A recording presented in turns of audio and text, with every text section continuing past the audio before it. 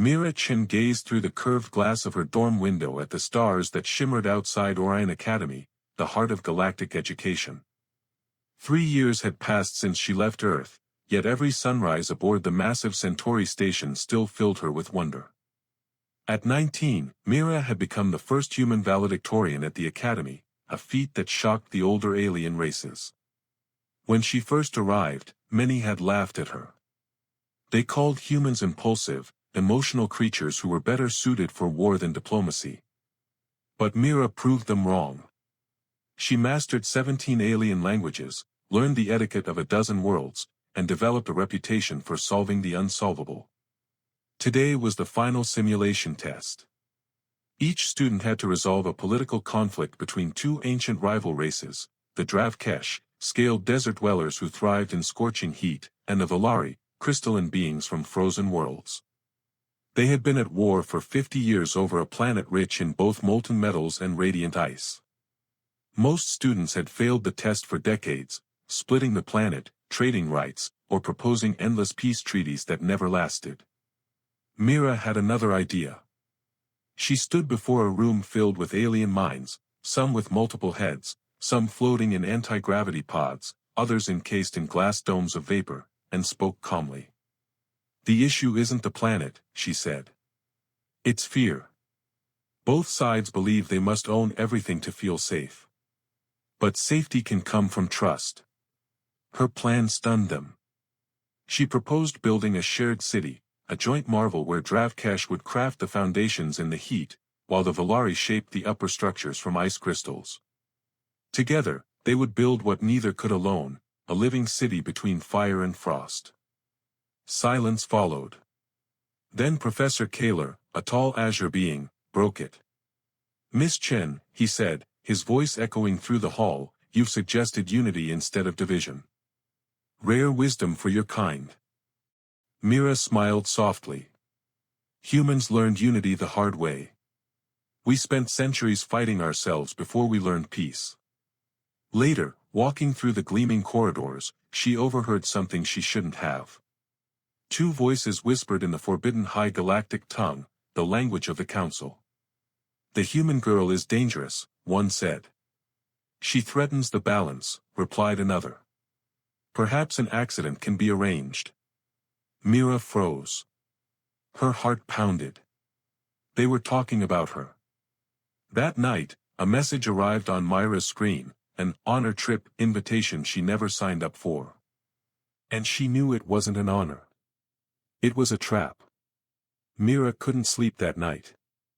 The honor trip message glowed faintly on her screen. "Congratulations, Cadet Mira Chen. You have been selected to visit the crystal mines of Velar Prime. Shuttle 7794 departs tomorrow at dawn." Her gut twisted. She hadn't applied for any trip, and after what she overheard, it felt more like a death sentence than a reward. If she refused, they'd know she had discovered their secret. If she went, she might not come back. So she did what humans always did when cornered, she prepared. Mira recorded a short message for her parents back on Earth. She spoke of her achievements, her pride, her hope for peace among species. But she didn't mention the conspiracy. If they intercepted her message, her family might be in danger too.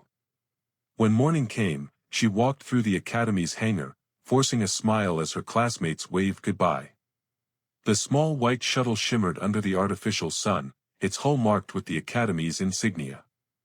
"Cadet Chen," said the alien pilot, a Valari with translucent skin like living glass. "Congratulations on your selection." "Thank you," Mira said softly, taking her seat. Her pulse thundered in her ears. As the shuttle detached and drifted into the stars, she stared out the viewport. The station grew smaller, then disappeared entirely. She thought of the friends she'd made, the lessons she'd learned, the world she hoped to visit. She didn't see the faint flicker on the console, an unauthorized override signal entering the navigation core. Minutes later, the shuttle's course shifted. Alarms flickered briefly, then silenced themselves. Myra's eyes widened as the stars outside twisted unnaturally. The shuttle jolted violently, once, twice, before the explosion consumed it in a blinding flash. 3 days later, the message reached Earth. Dr. Daniel Chen and his wife Lena were eating breakfast when the holographic screen lit up. A woman in a Navy uniform appeared, an officer of the Galactic Council. "Mr. and Mrs. Chen," she said, her voice mechanical, rehearsed. "We regret to inform you that your daughter, Mira Chen, perished in a shuttle malfunction near Velar Prime. The Council extends its condolences." Lena's coffee cup shattered on the floor. Daniel's fists clenched white around the edge of the table. For a long moment, neither spoke. Then Daniel whispered, "No. That's not an accident. Our daughter doesn't make mistakes." Lena wiped her tears. "If the Council won't tell us the truth," she said, "we'll find it ourselves." They had no idea that, deep within the asteroid belts of Sol, Earth's other phase had already begun to stir. Far beyond official channels, Admiral Arya Harlan stared at Mira Chen's name on her command screen, and whispered, "Activate Protocol Revenant." Admiral Arya Harlan stood before the panoramic viewport, her reflection framed by stars. Decades in service had sharpened her to steel. She had seen the galaxy's beauty, its politics, and its cruelty. And now, she'd seen enough. Her niece, Mira Chen, had been more than family. She was Earth's promise that humans could rise without war. The Galactic Council had turned that promise into ashes. "Status report," Arya said. Commander Rian Holt, her second-in-command, handed her a data pad. "Council confirmed it as an accident, ma'am. Navigation failure, no survivors. But our scans of the wreckage show something else, fragments of a plasma disruptor, not a malfunction." Arya's jaw tightened. "Sabotage." "Yes, Admiral. We've traced the authorization for her shuttle. It came from a counselor's personal codes. Name, Drexen of the Hegemony Block." For a moment, silence filled the command deck, heavy and electric. Then Arya spoke the words her team had been waiting years to hear. "Begin fleet reactivation." Holt hesitated. "All of it, ma'am. Every ship. Every ghost. Every shadow we ever built." The lights across Station EOS flickered as systems long dormant began to hum. In hidden shipyards orbiting moons and drifting among asteroid fields, colossal vessels awoke from hibernation.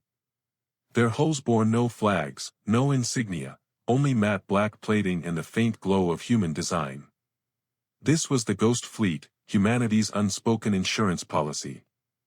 The galaxy thought Earth had 50 defense ships. In truth, there were over 300, built from hybrid technology, half human ingenuity, half alien reverse engineering. "Ma'am," Dr. Elena Cray, Chief of Research, entered with a datapad. "Dimensional drift drives are fully functional. Phase shift capability is stable across all fleets." Arya nodded. "And the graviton lock?" "Operational. Once deployed, no ship can jump to hyperspace within 3 light-years.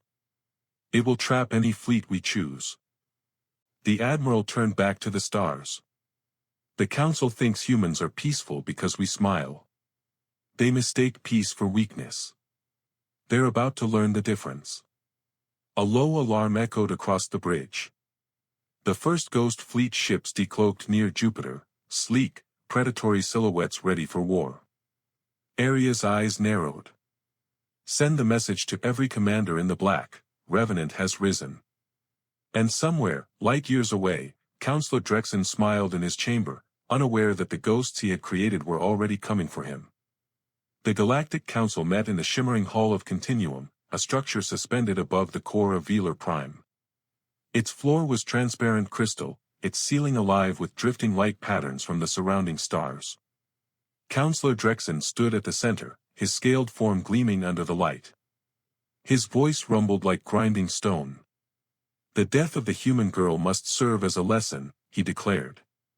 "Younger species rise too fast. They forget their place."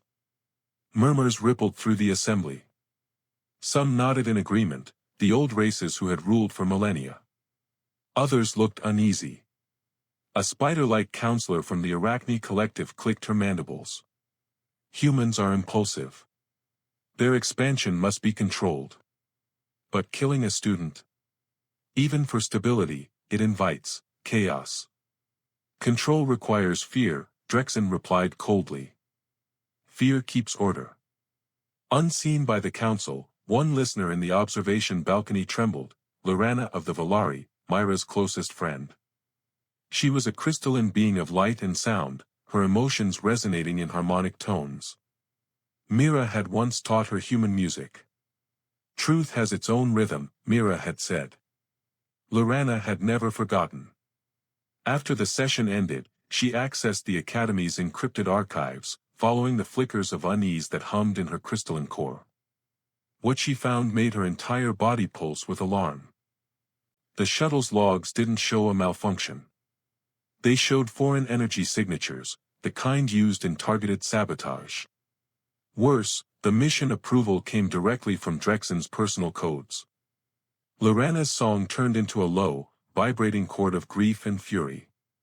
Myra's death had been no accident, it was execution. Knowing that exposing the council meant her own death, she composed a complex harmonic cipher and encoded the data into a human transmission pattern Mira had once shown her. Across light years, the message traveled silently through the dark. At Station EOS, the alert pinged on Admiral Harlan's console. Incoming encrypted signal, reported Commander Holt. Source, unknown. Decryption requires human cipher. Arya leaned forward. Play it. The hologram unfolded, showing crystalline light dancing in musical waves, and then, data. The proof. Logs, codes, sabotage records, all leading back to Counselor Drexen. She risked everything, Arya whispered. A friend did what diplomats wouldn't dare. Holt looked at her. Orders, ma'am. Arya's expression hardened into steel. Send it to the Defense Council. The time for silence is over. Across the galaxy, screens flickered to life as Earth prepared to broadcast the truth, and the Council was about to face humanity's wrath. The galaxy had never seen a transmission like it. Across every major communication channel, military, civilian, and diplomatic, screens flickered to life. No authorization codes, no pre-warnings. The override signal bore one emblem only, a blue and green Earth surrounded by 12 stars, the mark of the Terran Defense Directorate. Admiral Arya Harlan appeared on every screen. Her voice was calm, but the weight behind each word was unmistakable.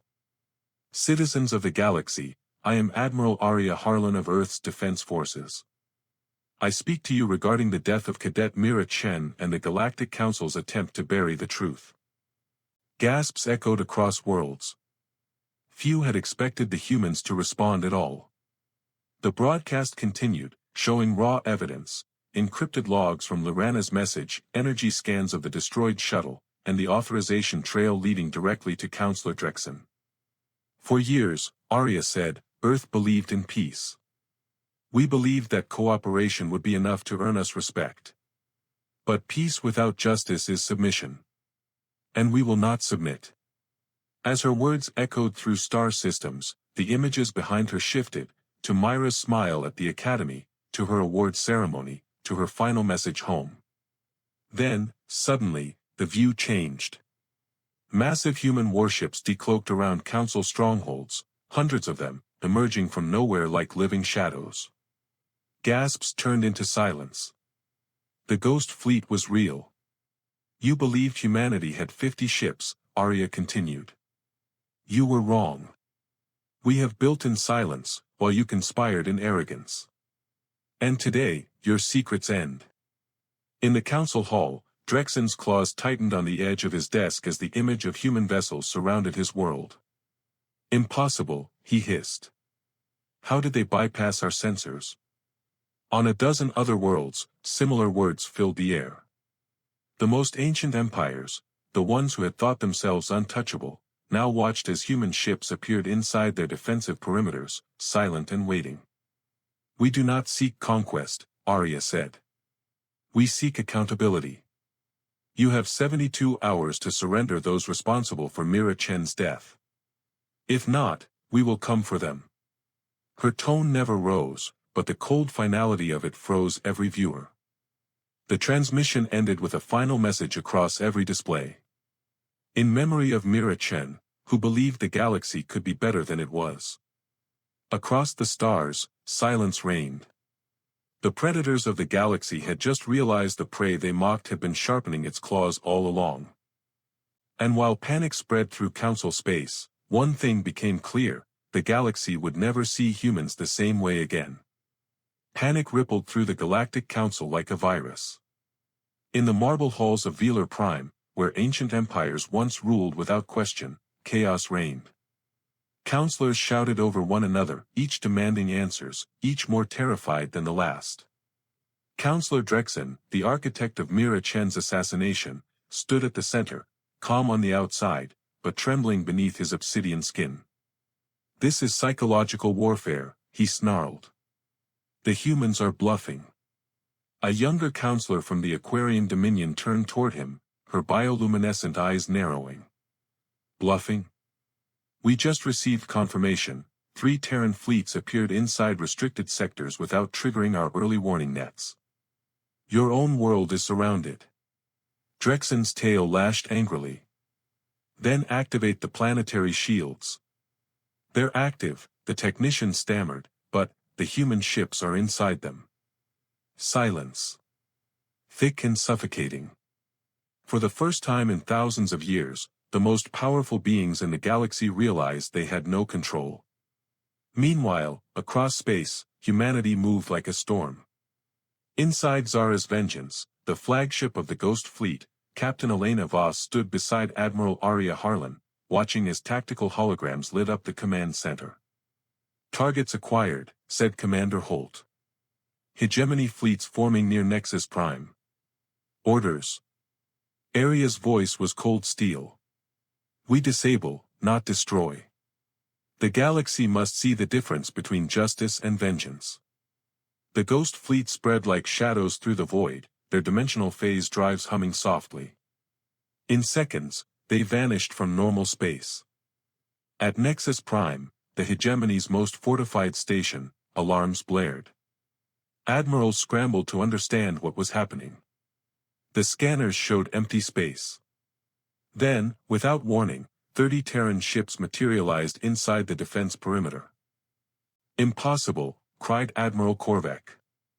"They bypassed the shields." The humans didn't fire immediately. Instead, a transmission appeared on every screen. "This is Captain Elena Voss of the Terran vessel Zara's Vengeance. Lower your weapons and surrender. We are here for Counselor Drexen and his conspirators. Resist, and you will be disabled." Korvek sneered. "You dare command us, human?" "We." He never finished. The human ships vanished, reappeared behind his fleet, and fired pulses of gravitational energy that froze entire vessels in space. Systems shut down one by one, not destroyed but completely neutralized. Across the galaxy, the same thing happened, clean, surgical, unstoppable. The Ghost Fleet wasn't fighting a war. It was performing an execution. And as Drexen watched helplessly from his chamber, a calm human voice echoed through his comms, "Counselor, this is Admiral Harlan. It's time you answered for Mira Chen." Counselor Drexen awoke to the sound of shattering glass. His chambers on Velar Prime were bathed in flickering red light as explosions thundered in the distance. The defense grid was failing. His private guards rushed in, or tried to. They froze mid-step, their weapons dropping to the floor as a strange ripple of energy swept through the walls. Then, in front of Drexen, a human soldier stepped out of thin air. The man wore matte black armor with a faint blue glow at the joints. "Counselor Drexen," he said flatly. "By order of the Terran Defense Directorate, you're under arrest." Drexen bared his fangs. "You can't arrest a council member." "Not anymore," replied the soldier. A moment later, the counselor was surrounded, restrained, and phase shifted aboard the Zara's Vengeance. Admiral Arya Harlan awaited him in the warship's command chamber, calm, collected, and terrifyingly composed. Behind her, holographic feeds showed fleets surrendering, stations powering down, and worlds falling silent under the shadow of human precision. "Counselor," she said. "You've been accused of conspiracy, murder, and crimes against peace. Would you like to deny it?" Drexen hissed. "You humans think you can rewrite the galaxy. You're nothing but animals who learned to build ships." Arya studied him for a moment. Then, without turning away, she said, "Captain, open the live broadcast." All across the galaxy, on every world, in every hub, in every starport, the feed switched. Drexen's defiant face appeared beside Arya's. "Say it," Arya said quietly. "Tell them what you did." Drexen's pride couldn't resist the spotlight.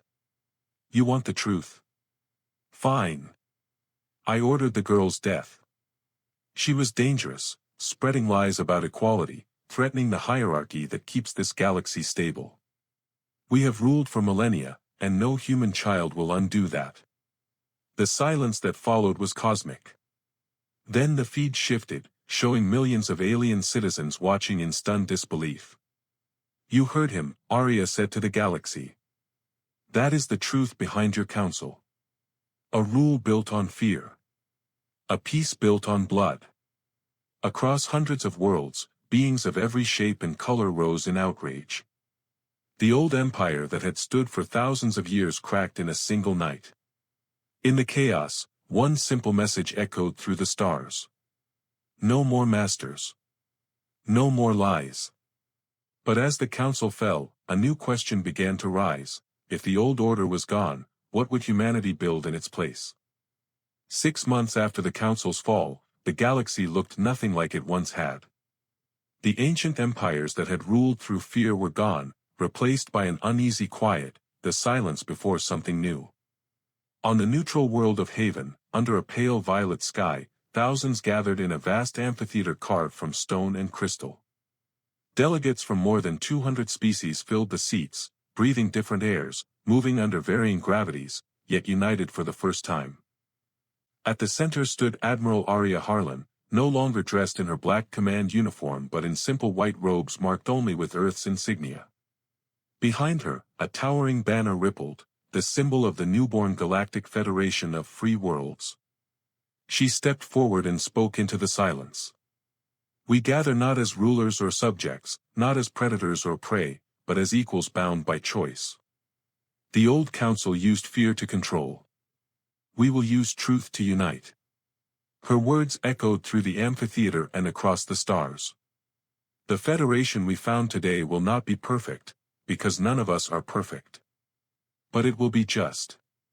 Justice is not born from power. It is born from courage." In the front row sat Daniel and Lena Chen, Myra's parents, holding hands tightly. On either side of them were representatives from the Valari, including Lorana, the crystalline being who had risked everything to reveal the truth. When Arya spoke Myra's name, even the air seemed to hold its breath. Cadet Mira Chen believed the galaxy could be better than it was. She died for that belief. Today, we honor her not with vengeance, but with vision. As applause thundered, the skies above Haven shimmered. Thousands of ships hovered in silent formation, human, Valari, Dravkesh, Aquarian, and more, their lights blinking in synchronized patterns that formed Myra's initials across the sky. The Zara's Vengeance floated among them, now refitted as a peacekeeping vessel. Its weapons had been sealed, its nameplate now read Myra's promise. Months later, the first project of the new Federation began, the Mira Chen Interstellar Academy, built on Haven. Its purpose wasn't to train diplomats for power, but to teach future generations that cooperation was strength, and diversity was survival. Students from every species studied side by side, building, debating, dreaming. And on Earth, high on a green hillside overlooking the city where Mira once lived, a simple grave bore her name. The inscription read, "She believed understanding was stronger than fear." Arya visited often. She'd look up at the night sky, now alive with ships from countless worlds, and whisper, "We did it, Mira. The stars finally learned your song." And far beyond sight, the galaxy shimmered, reborn in the light of one human's dream. 10 years had passed since the fall of the old Galactic Council. The scars of oppression had faded, replaced by constellations of cooperation and light. Where fleets once clashed, trade convoys now traveled side by side, human captains sharing laughter with beings of crystal, flame, and mist. The Galactic Federation of Free Worlds had grown beyond what anyone thought possible. Every species, from the smallest newly spacefaring civilization to the great ancient races, had an equal voice. No throne, no supreme ruler, only a council of peers, guided by shared law and open debate. The Terran Ghost Fleet, once the galaxy's most feared force, had become its protector. Their black hulls, once instruments of vengeance, now bore white emblems of peace. They patrolled the stars not to dominate, but to defend, symbols of strength used with compassion. Admiral Arya Harlan, now an elder stateswoman, stood before the Mira Chin Memorial Academy on Haven, its towering spires built from fused crystal and steel. The academy had become the beating heart of the Federation, a place where the next generation learned that understanding was power, and empathy was victory. The graduation ceremony was being broadcast across the galaxy. Arya's voice carried the warmth of experience and the weight of memory. A decade ago, a young woman dreamed that enemies could build together instead of destroy. She was mocked, betrayed, and silenced, yet her dream survived her. You are living proof of that dream. Thousands of students, reptilian, crystalline, aquatic, human, stood before her, each wearing a shimmering insignia shaped like a rising sun. You will lead the galaxy into an age where no one must die for equality again. Remember that peace is not the absence of strength, it is the mastery of it. As the audience rose in applause, a soft melody filled the air. Lorana of the Valari, now the Academy's cultural ambassador, performed a crystalline symphony she had written in Myra's honor, a song called Light Between Worlds. Its notes shimmered like starlight, telling the story of a human girl who stood against the darkness and, in doing so, taught an entire galaxy what it meant to be truly alive. When the final note faded, the skies above Haven erupted in brilliance. Countless ships from across the galaxy lit their drives in unison, painting the night in ribbons of blue and gold, a tradition now known as the Festival of Dawn. Arya looked up, tears glinting in her eyes. You were right, Mira, she whispered. Understanding was stronger than fear. And as the stars shimmered above, their light seemed to echo her words, carrying them across every world, every people, every heart. The galaxy had finally become what one human dreamer believed it could be. Not ruled by fear. Not divided by power. But united, forever, by hope. And somewhere among the stars, the light of Mira Chin still burned, a reminder that even the smallest voice can change the course of the universe. Let this message ignite your faith, rekindle your hope, and spur you to stand firm on your journey. Thank you for staying with me to the end. If this story stirred your heart, drop a like, share this video with someone who needs it, and hit that subscribe button to catch more content like this. May God's blessings overflow in your life, and I'll see you soon.